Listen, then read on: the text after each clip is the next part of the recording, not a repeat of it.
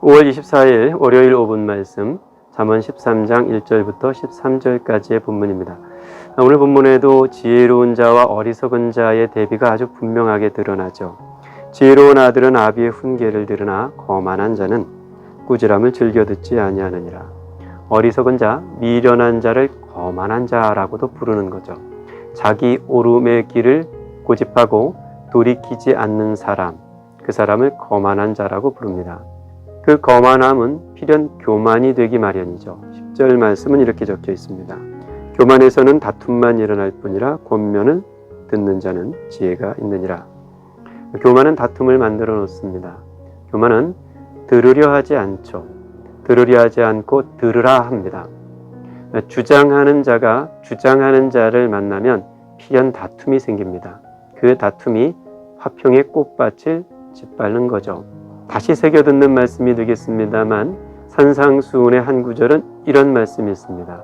화평하게 하는 자는 복이 있나니 그들이 하나님의 아들이라 일컬음을 받게 될 것이다.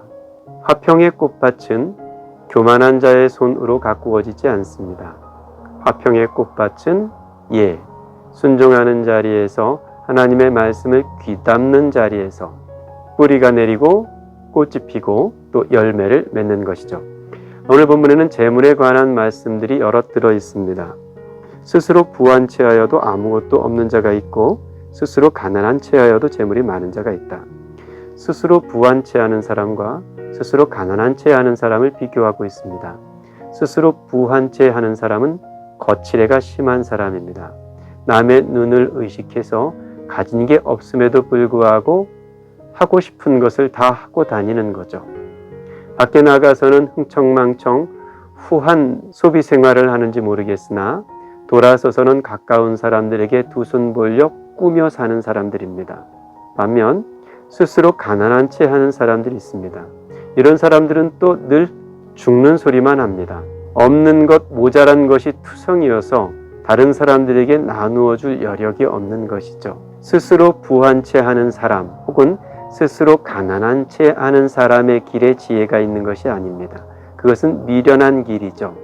하늘의 분복을 따라 내게 주신 분량을 소중한 것으로 알고 거룩한 소비 생활을 하는 그 삶의 자리에 지혜가 있습니다. 재물에 관한 또 다른 말씀이 이렇습니다. 사람의 재물이 자기 생명의 속전일 수 있으나 가난한 자는 협박을 받을 일이 없느니라. 재미있는 말씀이죠. 재물이, 돈이 우리를 위기에서 벗어나게 할 수는 있겠습니다만 가난한 사람들은 협박받을 일이 없다는 겁니다. 그렇더라도 협박을 좀 받더라도 주머니에 돈 좀 있었으면 좋겠다 하는 마음이 드는지는 모르겠으나 잠언은 우리에게 더 나은 지혜의 길로 안내해 주고 싶어 합니다. 재물에 관한 또 다른 말씀입니다. 망령되이 얻은 재물은 줄어가고 손으로 모은 것은 늘어가느니라. 망령되이 얻은 재물이라는 것은 쉽게 얻은 재물을 뜻합니다. 내 수고, 내 손으로 거두지 않은 일확천금이죠. 쉽게 얻은 재물은 쉽게 흩어지기 마련입니다. 하지만 내 수고로 얻은 재물은 쉽게 흩어지지 않죠.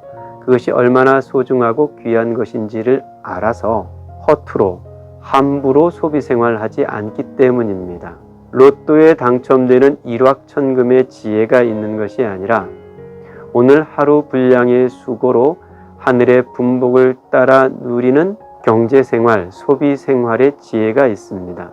때로 모자란 듯 해도 그 모자란 자리에서 하나님 앞에 무릎 꿇게 되고 하늘을 올려다보게 되는 거죠.